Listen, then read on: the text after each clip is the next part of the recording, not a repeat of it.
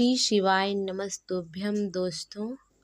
आज हम सावन मास का 3वां अध्याय कहेंगे। तो हम अध्याय शुरू करते हैं। सनत कुमार जी ने कहा, हे भगवान, आपने व्रत का उद्देश्य कहा है।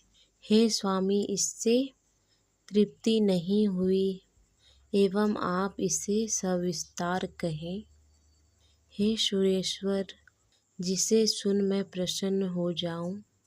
भगवान शिव ने सनत कुमार से कहा, हे योगेश, जो विद्वान सावन में नक व्रत बिताता है वह 12 मास में नक फल का फल भोगता है।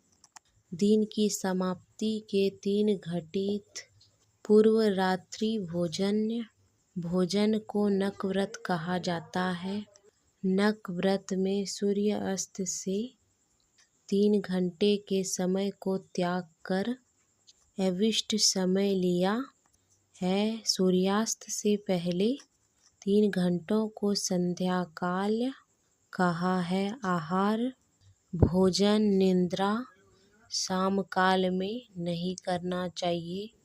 गृहस्थ एवं सन्यासी भेद के नक भोजन की दो प्रकार की अवस्था हमसे सुने। जब सूर्य नारायण के मध्य होने के अपनी देह की छाया जब सूर्य नारायण के मध्य होने पर अपनी देह की छाया गायब हो जाए, उस समय सन्यासी के लिए नक भोजन व्रत कहा है। शास्त्रों में गृहस्थ के लिए नक्षत्र के उदय होने पर रात्रि को भोजन करने को नक भोजन कहा है। सन्यासियों के लिए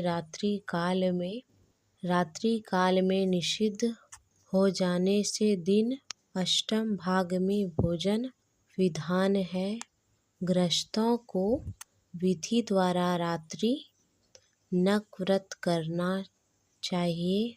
सन्यासी, विधवा तथा विदुर पुरुष सूर्य नारायण के अस्त होने के पहले भोजन करें।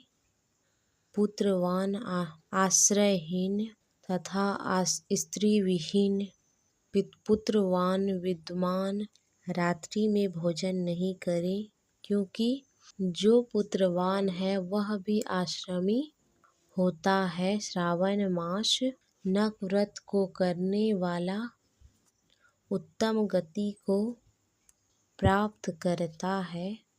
सावन मास आ जाने पर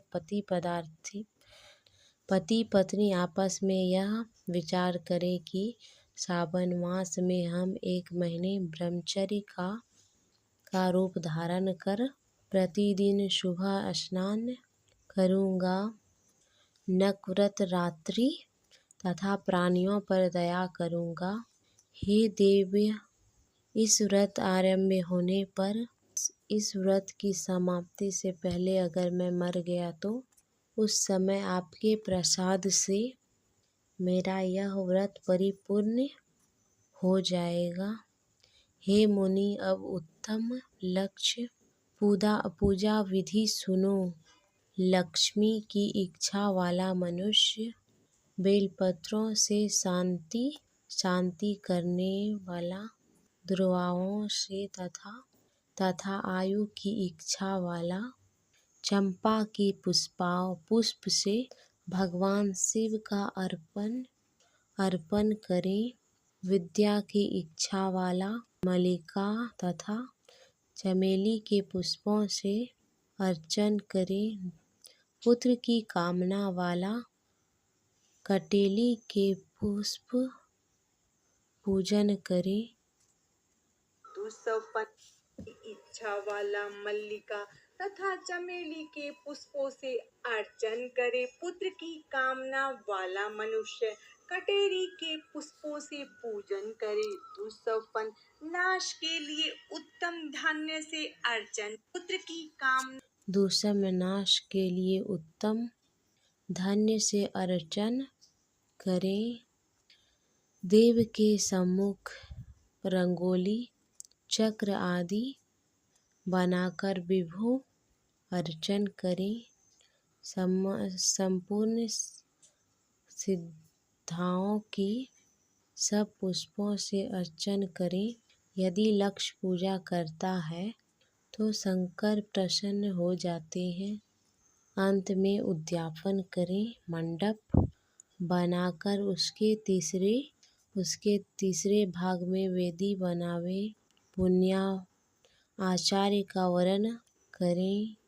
मंडप में प्रवेश कर रात में वेद पाठ कर जागरण करें। उत्तम लिंग भद्रो मध्य भाग में चावल से सुंदर कैलाश बनावे। उस वेदी जगह पर खूब चमकीला तांबे का कलश स्थापित करें तथा पंचपल्लव्य सूक्ष्म वस्त्र को रखें। उस पर पार्वती पति भगवान शिव की स्वर्ण को पंचामृत को स्नान कराएं। स्थापित कर पूजा अर्चना करें। वेद्यायुक्त धूप दीप नैवेद्य वाद्य तथा वेद शास्त्र पुराण द्वारा रात में जागरण करें। सुबह स्नान करें। पवित्र शास्त्रों से वेदी बनावे। मूल मंत्र गायत्री शिव सहस्त्र नाम से हवन करें। जिस मंत्र से पूजन किया उस मंत्र से हवन करें। घी युक्त चावल से हवन करें।